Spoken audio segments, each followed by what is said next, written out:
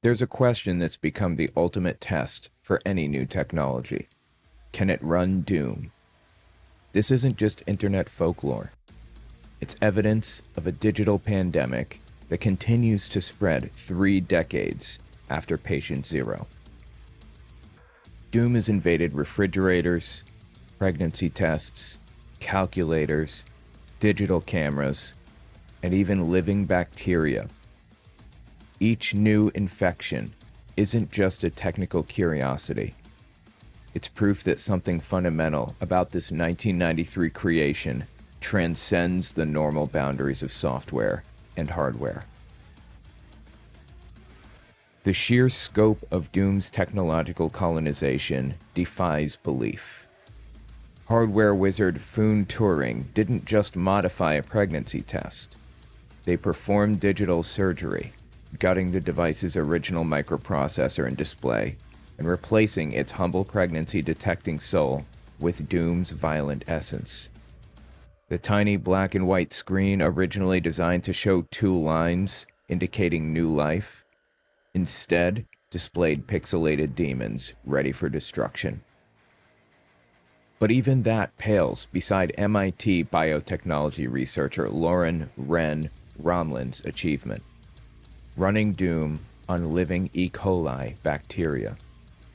She genetically modified bacterial colonies to create a 32 by 48 pixel biological display where each pixel was a living cell programmed to glow with fluorescent proteins when activated. The results were beautifully absurd. 70 minutes to illuminate a single frame of Doom's opening sequence, followed by 8 hours for the bacteria to return to their non-glowing state. At this glacial pace, completing a single level would require approximately 600 years, longer than the Roman Empire lasted, meaning you could start playing during the height of Renaissance art and finish sometime after humanity has likely colonized other star systems. The potato-powered calculator represents perhaps the most wonderfully ridiculous achievement in Doom porting history. One dedicated creator assembled 770 slices of slowly rotting potatoes, each generating small amounts of electrical current through natural decay processes, to power a TI-84 calculator running a simplified version of Doom. The setup required constant maintenance as potatoes decomposed, creating a gaming experience that was simultaneously brilliant and completely impractical, the very essence of the Doom porting community's obsessive creativity. ATMs have fallen to Doom's invasion, with clever hackers discovering that bank machines running Windows often had enough spare processing power to run the game during off hours. Refrigerators with built-in computer systems have been conquered, creating the surreal possibility of fragging demons while deciding what to eat for lunch. Digital cameras, particularly high-end models with sophisticated processors, have been transformed from tools for capturing memories into portable demon-slaying devices. Even more exotic platforms have succumbed. Doom has been coaxed to run on oscilloscopes, scientific instruments designed to visualize electrical signals, using the device's electron beam display to render crude but recognizable game graphics. Programmable thermostats have been hacked to run Doom, though the tiny displays make gameplay nearly impossible. Smartwatches, despite their severely limited processing power and microscopic screens, have been forced to display simplified versions of Martian corridors and pixelated monsters. The automotive industry hasn't escaped Doom's reach.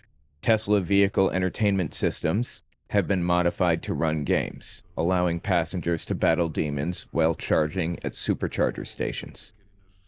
Even more impressively, the electronic displays in some modern farm equipment have been conquered, meaning farmers can potentially fight Hell's armies while monitoring crop yields. One of the most technically impressive achievements involved running Doom on a network of Internet of Things devices. Smart light bulbs, each contributing a small amount of processing power to collectively generate enough computational capacity to run the game. The distributed processing created a Doom experience spread across an entire house, with different rooms handling different aspects of the game's calculations. The obsession has reached such extremes that an entire online community has emerged dedicated to documenting these achievements. The It Runs Doom movement treats each new platform conquest as a form of digital mountaineering, not because it's practical, but because it's there. Why the obsession?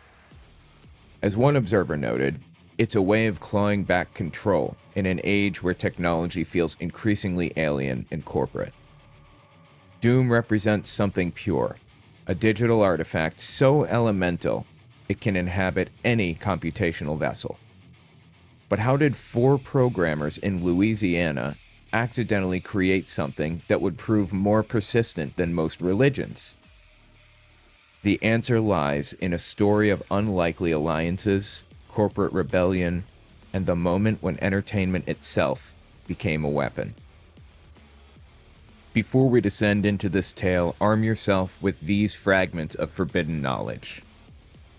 Doom's entire development cost less than $1 million, a budget smaller than most modern marketing campaigns, yet it conquered more minds than any empire. The game's monster sounds were harvested from actual animals, then digitally changed to create audio that could pierce through primitive sound hardware and directly assault the human nervous system. John Romero coined the term deathmatch specifically for Doom, competitive multiplayer combat where players hunt each other instead of computer-controlled enemies, creating vocabulary that would spread through the language like a linguistic virus.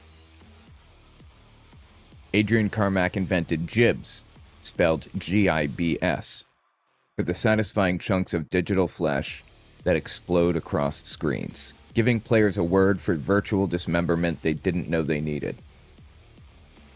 In their January 1993 press release, id Software predicted Doom would be the #1 cause of decreased productivity in business around the world, a prophecy that proved chillingly accurate. Doom pioneered the shareware drug dealer model. Give away the first episode completely free as digital bait, then watch as addiction drives customers to pay for the full experience. Our story begins not in hell, but in a place that would prove nearly as dangerous: corporate America. Shreveport, Louisiana, late 1980s. Picture a world where personal computers were still magical enough to inspire wonder, where programming was equal parts science and sorcery, and where a small software company called SoftDisk was about to become the breeding ground for a revolution nobody saw coming. John Romero arrived in Shreveport in March 1989, ostensibly to create small games for SoftDisk's monthly disc magazine, a publication that shipped software on floppy disks to subscribers. But Romero carried something far more dangerous than programming skills: vision. He began assembling what would become the most influential creative conspiracy in entertainment history, though none of them knew they were writing the script for cultural apocalypse. First, he recruited John Carmack from Kansas City, a technological prodigy whose understanding of computer graphics bordered on the supernatural. Colleagues recognized that Carmack possessed an almost mystical ability to extract impossible performance from hardware that should have been incapable of his demands. Next came Adrian Carmack, no relation, but equally as essential. Where John Carmack spoke to machines, Adrian spoke to nightmares, bringing visual imagination that would give their creations an unsettling, almost living quality. Then Tom Hall, persuaded to help with game design after hours. Each recruitment was fate assembling the components of a digital bomb. The breakthrough that would change everything came in September 1990. Carmack discovered something that shouldn't have been possible: a technique for smooth scrolling graphics on PC hardware. Until this moment, personal computers could only display graphics that moved in jerky, stuttering steps. Smooth movement, the kind that made Nintendo's Super Mario Bros. Feel magical, was considered technically impossible on PCs due to hardware limitations. To test this revolutionary discovery, they committed an act of digital audacity. They perfectly recreated a level of Super Mario Bros. 3, replacing Mario with their own character, Dangerous Dave. The demo was flawless, proving that PCs could now compete with expensive console systems on their own territory. Drunk on possibility, they sent their forbidden creation to Nintendo. The response was swift and crushing. Nintendo was impressed but had zero interest in working with American PC developers. What seemed like devastating rejection was actually liberation. They now possessed the key to revolutionizing PC gaming, and no corporate master to tell them how to use it. By February 1991, the conspiracy had escaped corporate containment. id Software was born. 4 young rebels with complementary skills and a shared hunger for something bigger. They chose a name that seemed almost prophetic, id, pronounced like did or kid, inspired by Freud's concept of the primal, instinctual part of human consciousness that operates below rational thought. They had no idea their greatest creation would speak directly to humanity's darkest impulses. The name's origins are hard to pin down, but the creators suggested it could have meant in demand. They also suggested it could mean ideas from the deep. I guess it means whichever you like best. Before they could unleash hell, id Software needed to learn the rules of their new reality. Their first major project seemed almost innocent, Wolfenstein 3D, based on an old stealth game about escaping Nazi castles. But innocence was never their intention. Released in May 1992, Wolfenstein 3D did something that had never been done. It let players see through the eyes of a killer, navigating maze-like environments while wielding weapons against Nazi guards and attack dogs. The graphics were primitive, essentially 2D images, called sprites, arranged to create the illusion of 3D space. But the psychological effect was mesmerizing. This wasn't just a technical achievement. It was proof of concept for something far more dangerous. The game's engine, the core software that handles graphics, sound, and player input, was so revolutionary that other developers began licensing it for their own projects, including the creation of Super 3D Noah's Ark, a surreal Christian adaptation where players shot food into animals' mouths. But Wolfenstein 3D was just the warm-up. While the team worked on additional episodes, Carmack was already gazing into the abyss, developing ideas for something that would make their Nazi killing simulator look like a children's toy. The team was growing tired of earthly enemies. They wanted something darker, something more primal, more hellish. They had no idea they were about to open a portal that would never close. The development of Doom began in late 1992, but it almost died before it was born. As Carmack wrote the engine that would power their digital apocalypse, a philosophical war erupted within id Software that would determine the fate of interactive entertainment. Tom Hall had grand visions. His elaborate design document, the Doom Bible, read like the blueprint for an interactive science fiction epic.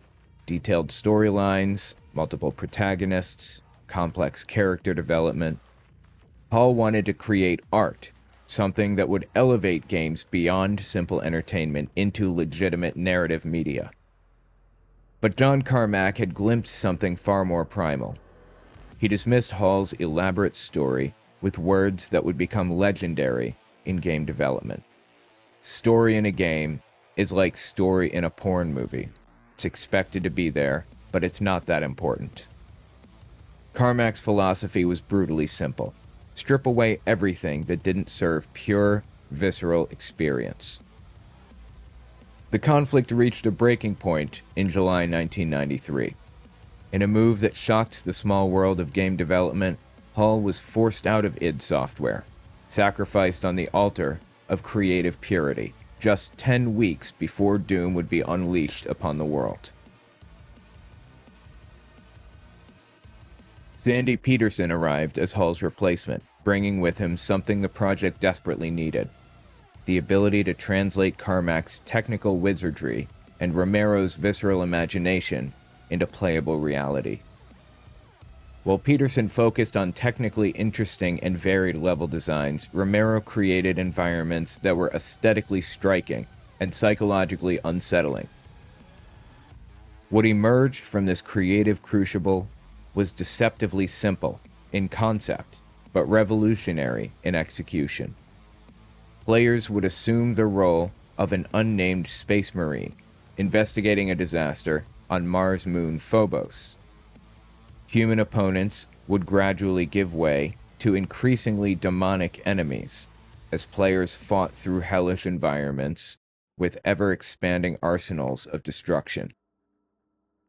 But the true innovation wasn't in the story. It was in what Doom enabled.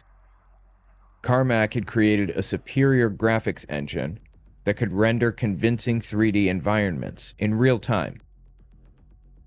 Romero had invented Deathmatch, competitive multiplayer combat that would reshape how people interacted through digital networks.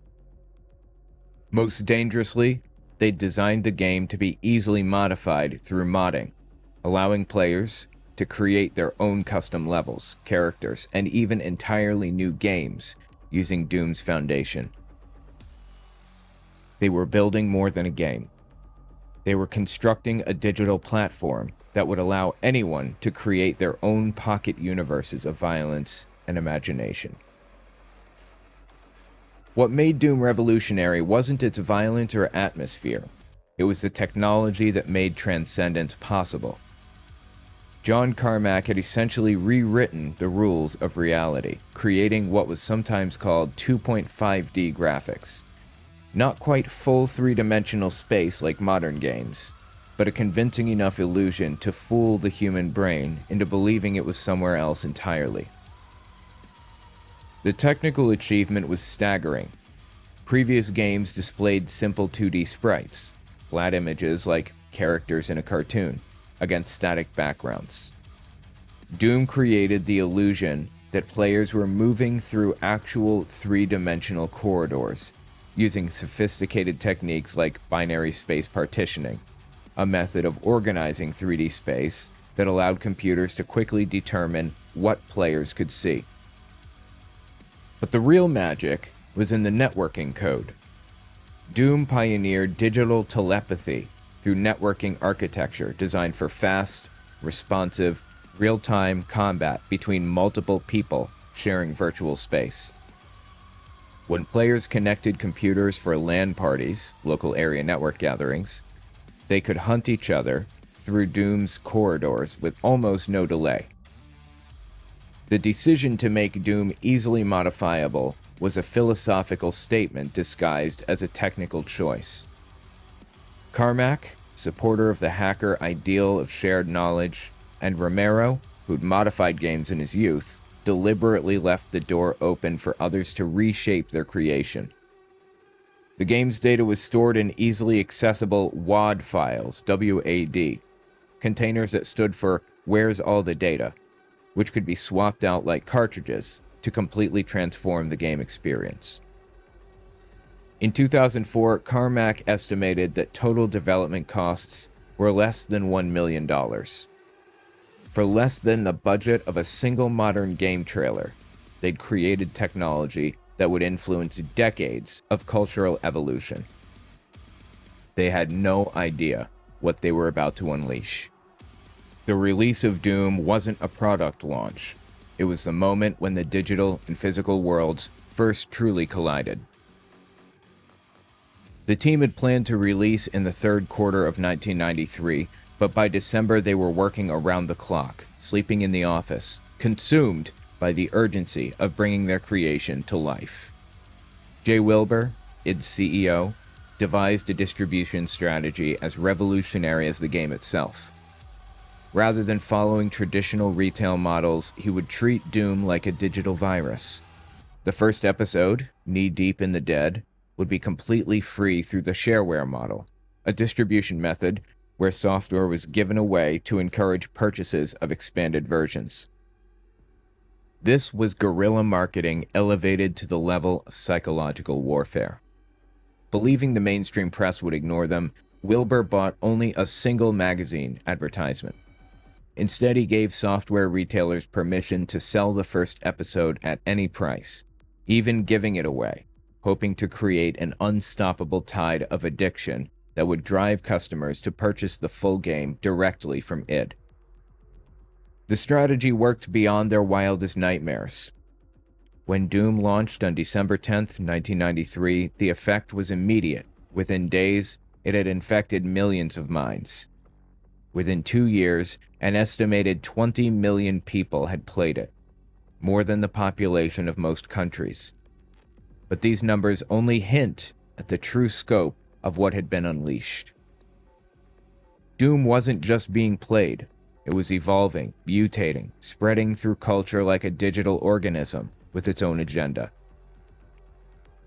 The game's networking capabilities meant that entire dormitories could be connected in massive multiplayer battles that turned studying into an afterthought. At major companies like Microsoft, Intel, and IBM, employees discovered that Doom's networking code was so efficient that it could run smoothly over corporate networks during business hours. Engineering departments became particularly susceptible.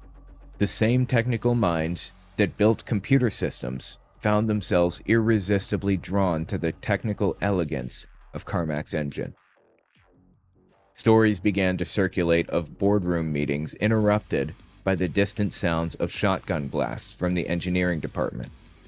Managers found themselves in the unprecedented position of having to ban specific software from the company computers, not because it was malicious, but because it was too entertaining. The game's networking architecture had an almost supernatural ability to find and exploit unused bandwidth on shared networks. Doom seemed to know exactly how much network capacity it could consume without completely crashing systems, allowing it to spread through corporate and academic networks like a perfectly adapted digital parasite. At some universities, administrators attempted to block Doom by monitoring network traffic patterns, only to discover that students had begun sharing the game through increasingly creative methods. They would copy it onto floppy disks, hide it in obscure network directories, and even transmit it through early bulletin board systems, online communities accessible through dial-up modems, where users would share files and messages. The most fascinating aspect of this infiltration wasn't the technology, it was the social dynamic.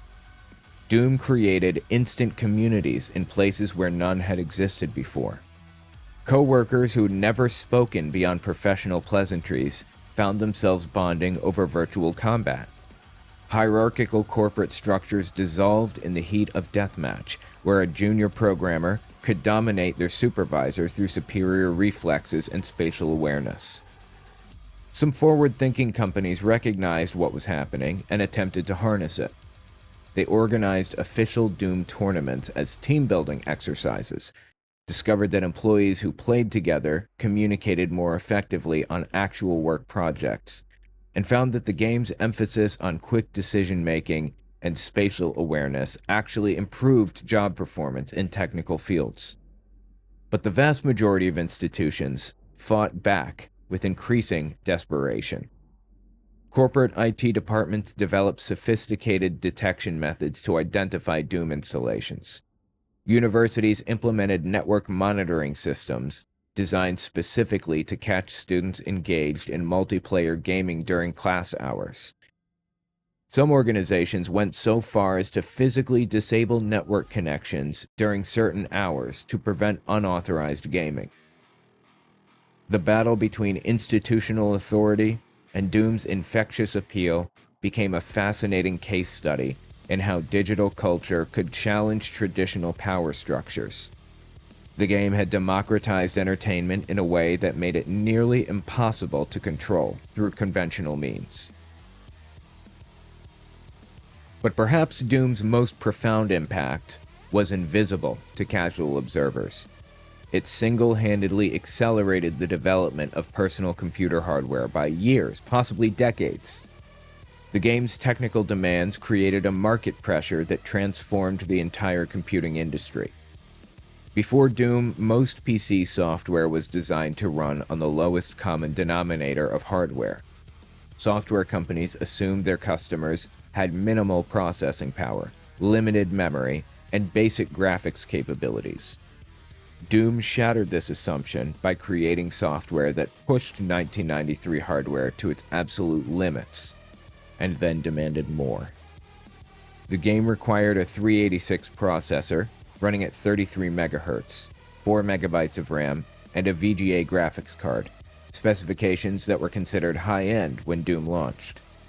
But more importantly, it demonstrated that software could be so compelling that people would upgrade their entire computer systems just to experience it properly. Computer retailers began reporting unprecedented sales of faster processors, additional memory, and improved graphics cards. The phrase "Doom compatible" became a marketing term. Manufacturers found themselves in an arms race to create hardware that could run Doom smoothly.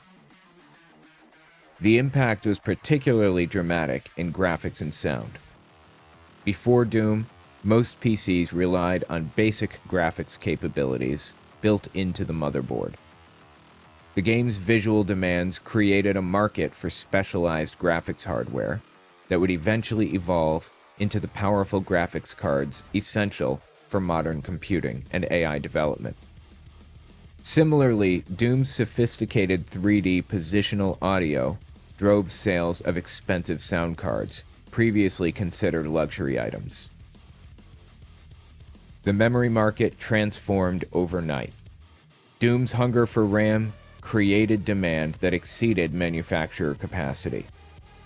The game also accelerated CD-ROM adoption, as the full version required compact disk storage capacity, paving the way for multimedia computing. The networking hardware industry experienced its own boom as players discovered the addictive appeal of multiplayer Doom. Network interface cards, Ethernet cables, and even early internet service providers found themselves serving a market they didn't know existed. The demand for faster, more reliable network connections would eventually contribute to the development of broadband internet infrastructure. Computer manufacturers began designing systems specifically optimized for Doom and similar games. The concept of a gaming PC, a computer built primarily for entertainment rather than productivity, emerged directly from the market pressure created by Doom's technical demands. This market segment would eventually grow into a multi-billion-dollar industry. The long-term implications were staggering. Technologies that might have taken decades to develop and reach consumer markets were instead rushed to production to meet demand created by a single piece of software. Graphics processing units, advanced audio systems, high-speed networking equipment, and even aspects of modern internet infrastructure can trace their accelerated development directly to the market pressures created by Doom and the games that followed in its wake. Perhaps one of Doom's most surprising cultural impacts was attracting female players to a medium dominated by young males. The game arrived when personal computers were becoming common in households, and its appeal transcended traditional gaming demographics. Prior to Doom, the industry assumed their audience consisted of teenage boys and young men. Doom changed this by creating an experience so fundamentally engaging it attracted players regardless of previous gaming experience. The game's emphasis on spatial reasoning, quick reflexes, and strategic thinking appealed to cognitive skills independent of gender stereotypes. University computer labs became spaces for observing this demographic shift. Female students who had never shown interest in video games found themselves drawn to multiplayer competitions. The social aspect of deathmatch, where successes depended on where success depended on outthinking opponents rather than memorizing patterns, created a more level playing field. The modding community was particularly welcoming to female creators. Unlike traditional game development, requiring expensive software and specialized training, Doom's modding tools were freely available and relatively easy to learn. Female modders created some of the most innovative modifications, bringing different perspectives that expanded the definition of what first-person shooters could be. Female players often brought different strategic approaches that challenged conventional tactics, preferring stealth and ambush strategies over direct confrontation. This led to new gameplay styles that influenced competitive Doom. The networking aspect also allowed participation without visual cues that might have led to discrimination in face-to-face settings. The presence of female players in Doom communities also began to change the culture of gaming discussion. Forums and bulletin board systems where Doom strategies were discussed became more welcoming spaces as communities adapted to include diverse perspectives. This cultural shift would prove crucial for the eventual expansion of gaming into mainstream entertainment. Industry observers began to notice that households with female Doom players were more likely to purchase gaming hardware and software, suggesting that women were not just playing, but also influencing purchasing decisions. This economic impact forced software companies to reconsider their assumptions about gaming demographics and begin developing games that could appeal to broader audiences. The success of female players in Doom also challenged technical stereotypes about women in computer technology. In an era where many people assumed that women were less interested or capable of understanding computer systems, the sight of female players mastering Doom's complex networking features and modding tools provided powerful counter-evidence. This demographic expansion had long-term implications that extended far beyond Doom itself. The female players who discovered gaming through Doom became early adopters of subsequent games, helping establish market demand for more diverse gaming content. Many would go on to pursue careers in technology and game development, contributing to the eventual diversification of the gaming industry itself. While Doom's conquest of American networks made headlines, the game's international spread revealed fascinating differences in how various cultures responded to its unprecedented digital violence. Each country became a unique laboratory for observing how technology, culture, and moral values intersected in the digital age. Germany's response was swift and absolute. Authorities banned Doom for bloody, sadistic violence, quote-unquote, creating a black market that operated through underground bulletin board systems.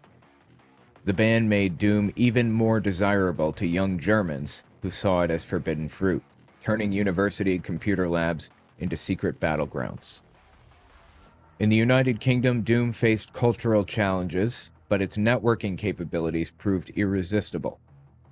Japan initially showed limited interest due to the cultural preferences for third-person views and stylized graphics, but the game's technical achievements eventually influenced Japanese developers. Australia struggled to apply traditional media classification to interactive software, creating opportunities for international software piracy networks. The Soviet Union's collapse created unique conditions in Russia and Eastern Europe, where Doom spread through universities with sophisticated networks but limited Western software access. Russian players became innovative modders, creating scenarios that reflected their cultural experiences. In countries with limited internet infrastructure, Doom's spread followed different patterns. The game was often transmitted through networks of bulletin board systems, dial-up computer networks, where users could share files and messages.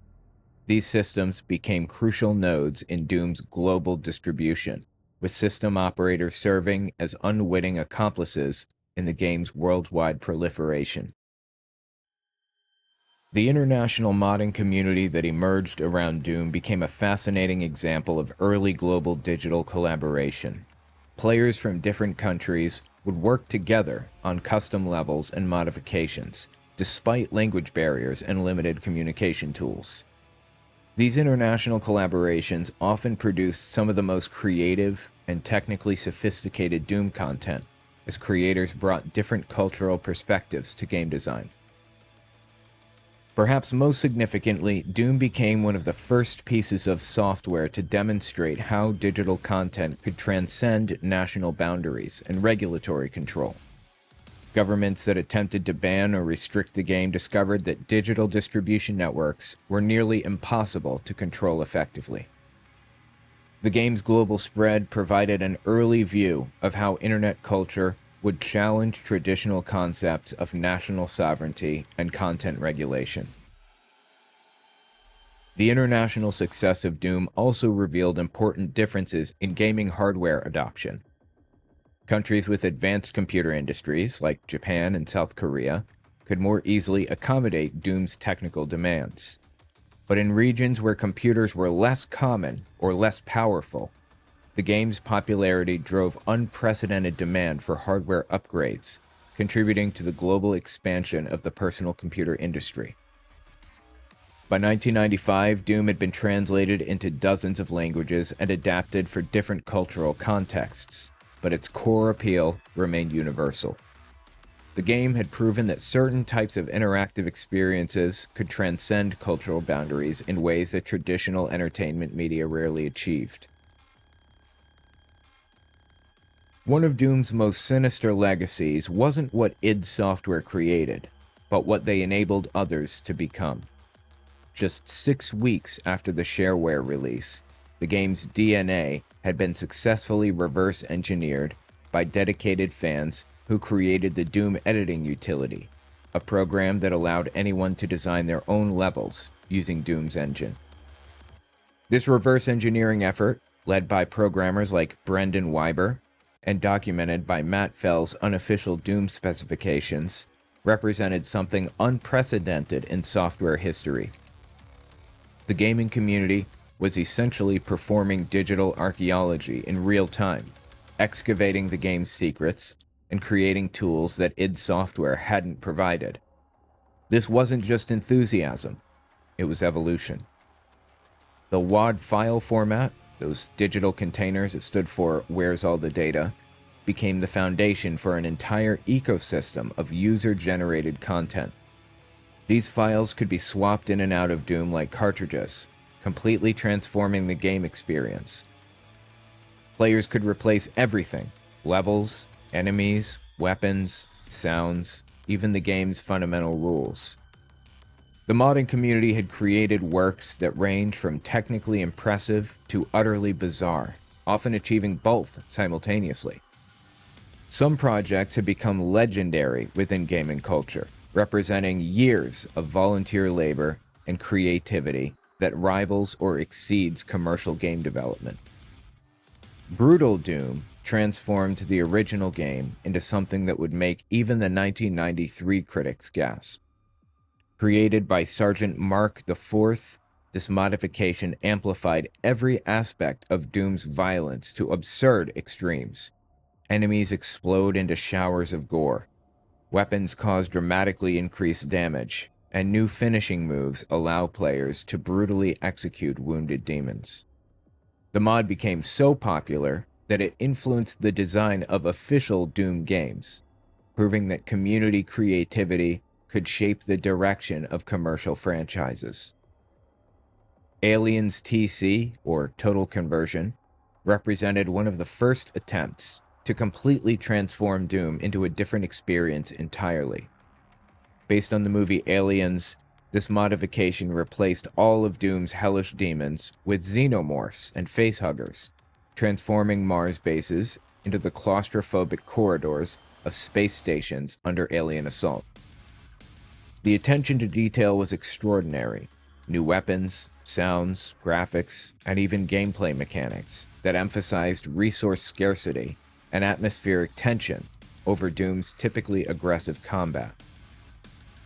Going Down by Syriac Harris represents the artistic extreme of Doom modding. This modification transforms the game into a surreal descent through increasingly bizarre and impossible architectural spaces. Each level defies physics and logic, creating environments that feel more like fever dreams than traditional game spaces. The mod demonstrates how Doom's engine could be pushed to create experiences that were genuinely avant-garde, rather than simple entertainment. Ancient Aliens exemplifies the technical sophistication modern Doom modding has achieved. Created by a team led by Paul Skillsaw De Bruyne, this modification features new enemies, weapons, and visual effects that pushed the 1993 engine to create experiences that rival modern games in complexity and beauty. The mod's alien-themed levels feature intricate architectural details and atmospheric effects that seem impossible given the technological limitations of Doom's original engine. CAC Awards, an annual celebration of the best Doom modifications, recognizes the most outstanding community creations each year. Winners have included everything from faithful recreations of classic games in Doom's engine to completely original experiences that bear no resemblance to the source material beyond sharing the same technological foundation. Some of the most ambitious projects have attempted to recreate entire commercial games within Doom's engine. Doom 64 Retribution faithfully recreated the Nintendo 64 exclusive Doom game for PC platforms. The Ultimate Tournament and Torture series created massive campaigns with dozens of levels and complex storylines. Eviternity combined retro aesthetics with modern design sensibilities to create something that felt both nostalgic and contemporary.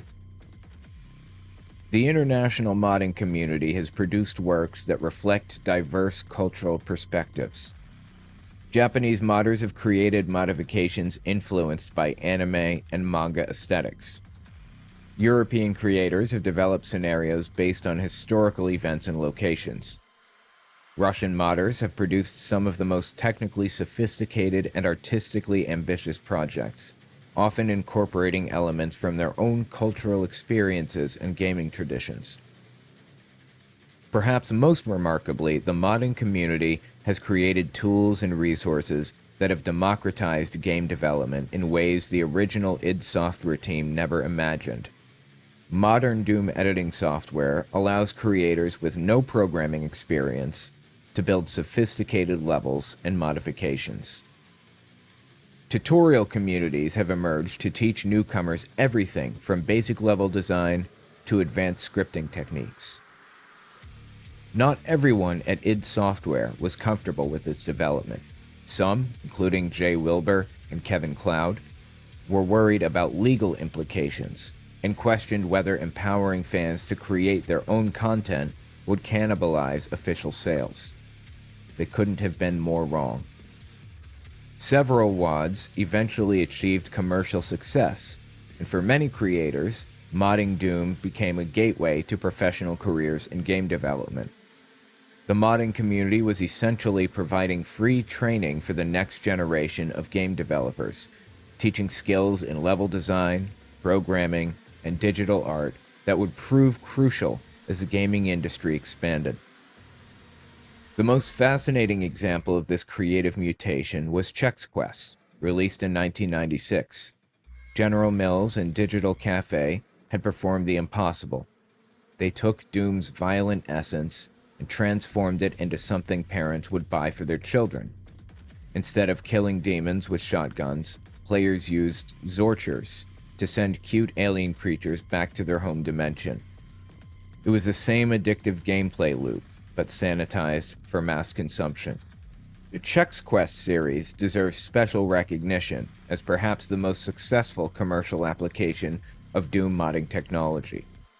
What began as a breakfast cereal promotion became a beloved franchise in its own right, spawning multiple sequels and a dedicated fan base that treats nutritious breakfast-based demon slaying with complete seriousness. Chex Quest won awards, increased cereal sales by 200%, and proved that Doom's core mechanics were so fundamentally appealing they could be adapted to any context.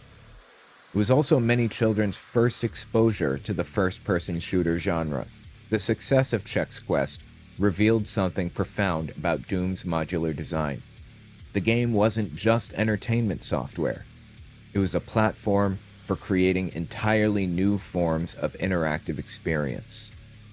The same engine that powered hellish violence could be repurposed for educational games, artistic experiments, or even commercial products that had nothing to do with id Software's original vision.